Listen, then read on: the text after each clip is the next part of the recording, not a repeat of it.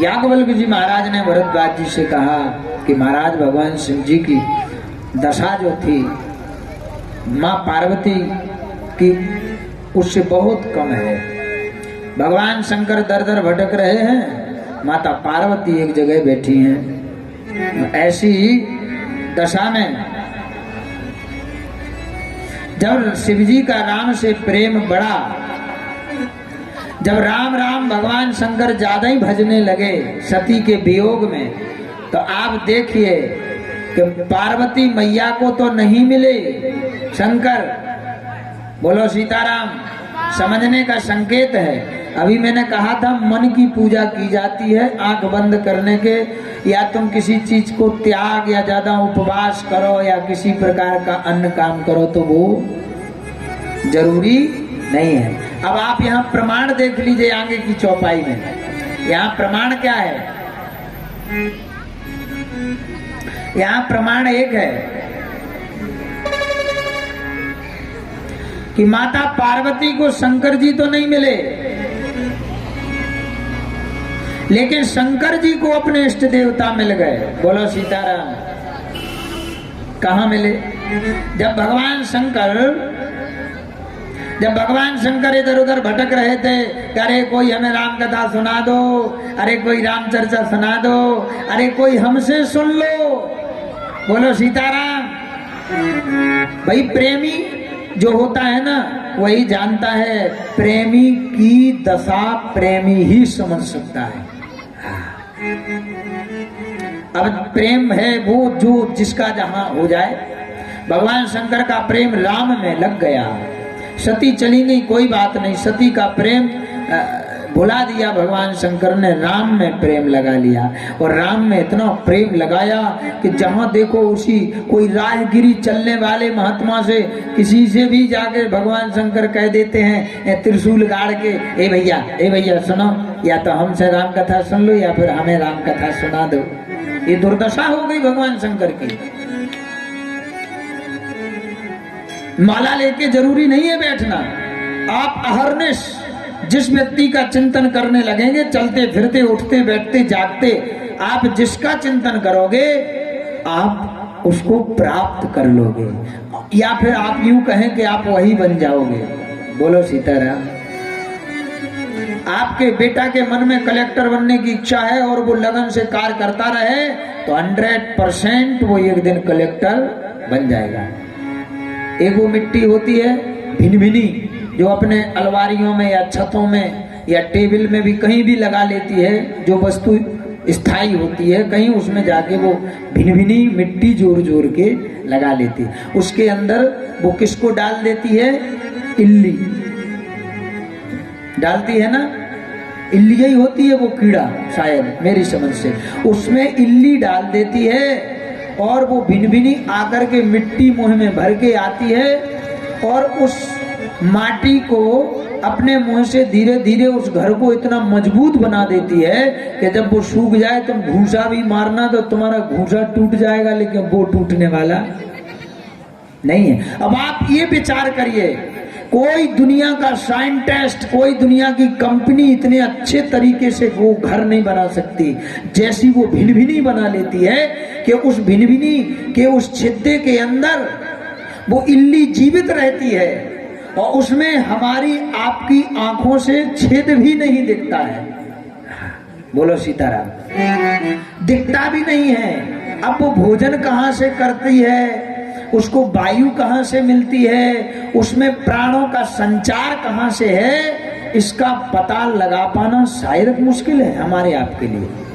और कोई लगा ले यदि आप में से तो मैं नहीं समझ सकता, लेकिन मैंने अभी तक नहीं लगा पाया। अच्छा दूसरी बात, वो भीतर डालती तो इल्ली को है, लेकिन जब वो फोड़ती है ना तो उस फोड़ने के बाद उसमें निकलती भिनभिनी है। बोलो सीताराम। ऐसा मैंने बुजुर्गों के मुख से सुना है कि उससे अच्छा वो ऐसा क्यों होता है पता है? वो जब घर में छिक जाती है वो इल्ली, तो छिके छिके महाराज उसको बहुत दिन हो जाते हैं छिके छिके, वो किसी को भी पकड़ के उसमें डाल देती है। इल्ली को भी डाल सकती है, हथिया को भी डाल देती है पकड़ के, और हथिया के पंख तोड़ के फेंक देती है।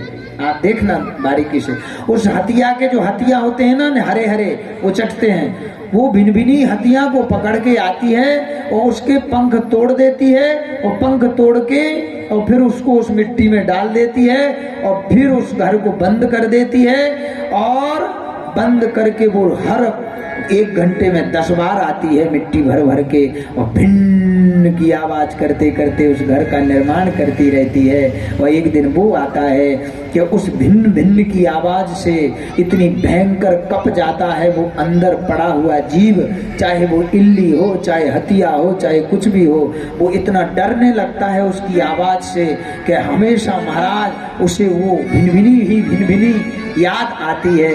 24 घंटे उसी की याद में रहती है, सोते उठते बैठते जागते वो आ गई भिन्न भिन्न, और इतना उसका चिंतन करते करते वो इल्ली भिन भिनी का रूप ले लेती है।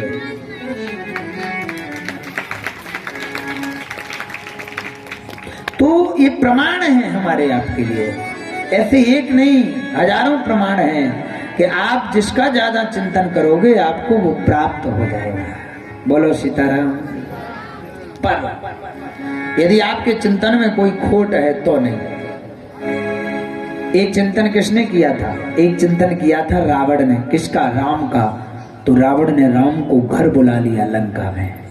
बोलो सीताराम। और रावण का एक मन में इच्छा थी कि मैं अपनी खुद की मुक्ति नहीं, मैं इस लंका के एक एक नर नारी की मुक्ति करके रहूंगा। यदि रावण सिर्फ अपने लिए मुक्ति चाहता, क्योंकि उसे कई लोगों ने समझाया था, उसके खुद के लड़के ने समझाया, जब लक्ष्मण शक्ति लगने के बाद भी जब लक्ष्मण जीवित हो गए, मेघनाथ ने भी कहा था पिताजी अब बस छोड़ दीजिए, जिसे आप साधारण बालक समझ रहे हो, साधारण मनुष्य समझ रहे हो, वो साक्षात ब्रह्म है। वो लखन साधारण नहीं है, वो राम साधारण नहीं है, सीता वापस कर दीजिए। कुंभकर्ण ने कहा बड़े भैया आपने बहुत बड़ी भूल करी है, सीता जैसी महारानी को आप हर के ले आए हो, तुम पागल तो नहीं हो गए, वापस कर दो उसके लिए। लेकिन रावण जानता है कि इन मूर्खों की बात यदि हम सुन के और सीता माता को वापस कर देंगे तो मूर्खो तुम जीवन भर राक्षस के राक्षस बने रहोगे, तुम्हारी मुक्ति कभी होने वाली। ये बात सिर्फ रावण जानता था, इसलिए उसने किसी की बात नहीं मानी, ना मंदोदरी की मानी, ना अपने नाना की मानी, ना अपने ससुर की मानी, ना भाई की मानी, ना विभीषण में तो लात ही मार के भगा दिया। और चूंकि रावण जानता है कि विभीषण मेरे घर में धर्म का अवतार है, और जब तक धर्म मेरे घर से भगेगा नहीं, जब तक राम लंका में आएंगे, यही धर्म ही मेरे घर में लंका में राम को ला सकता है। क्योंकि लंका में सिर्फ एक धर्म है जिसका नाम विभीषण है। वो धर्म तो बैठा है लंका में, और धर्म जब तक लेने नहीं जाएगा धर्मात्मा को, भगवान राम को, तब तक धर्म कैसे आएंगे। तो महाराज लात मार के त्याग करके रावण ने विभीषण को भगाया। अरे बोले जा रे जल्दी राम खलवा के यहाँ। बोले सीताराम। दृष्टि तो हमारी कहीं और है, लेकिन निशाना तो कहीं रावण का और था। रावण का निशाना तो कहीं और लग रहा था, जो समझने वाला मुश्किल था। क्योंकि रावण से बड़ा विद्वान कोई नहीं था उस समय। राम जी को भी जब पूजन करने की आवश्यकता पड़ी ना रामेश्वर में स्थापना के बाद, तो रावण ही को बुलाया था राम जी ने, और रावण ही से पूजन कराया था, क्योंकि इतना विद्वान था। पर आप सबको पता है। तो महाराज मानसकार कहते हैं कि भगवान शंकर ने इतना प्रेम उमड़ाया, इतना प्रेम किया भगवान राम से, कि उस प्रेम को देखते देखते राम जी ने सोचा कि भोले बाबा तो अब बिल्कुल जब देखो तब हमारे पीछे बाबरे बन करके इधर उधर भटकने लगे हैं। अब क्या करें, इनका और मिलन, इनका और पार्वती का दोनों का मिलन कैसे हो। इस होड़ से राम जी सोचने लगे। भगवान शंकर बैठे थे, मेरे मन में राम, मेरे मन में राम, तन में राम, रोम रोम में राम रे, राम सुमिर ले।